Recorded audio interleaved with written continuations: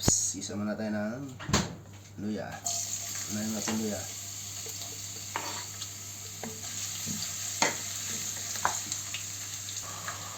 Natin yung bawang.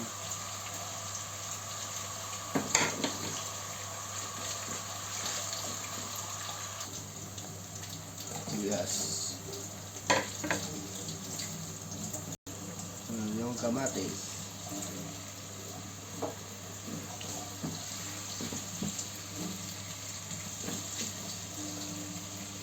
Ayan mga idol, isak na ang ating kamatis. Pwede natin lagyan ating ribs. Ayan, tingnan natin lahat yan.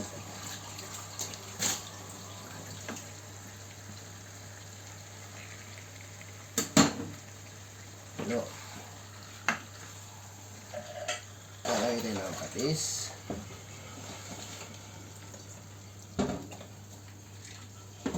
Tapos, paminta.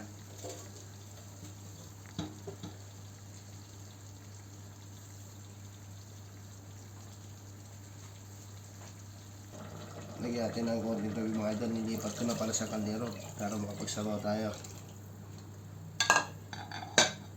Dahil kumulo, tsaka natin timplahan ulit. Yan mga idol, kumukulo na. Lagyan natin ng cubes. Tapos sabay na rin natin yung pampaasim natin.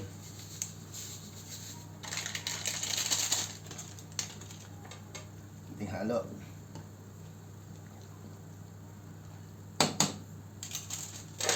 Kunti tayong natitirang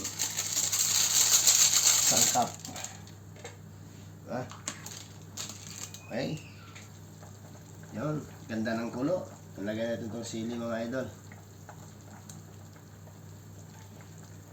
Sandamukal na sili para masarap. Sabay na rin natin itong kangkong.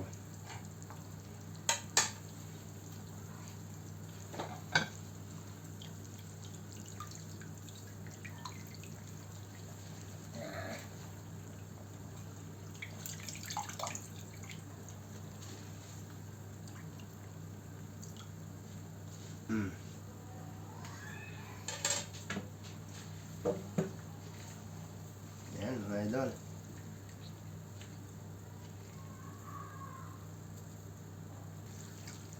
Yan mga idol, luto na po ang ating sinigang na ribs. Wala lang tayong labanos tsaka gabi.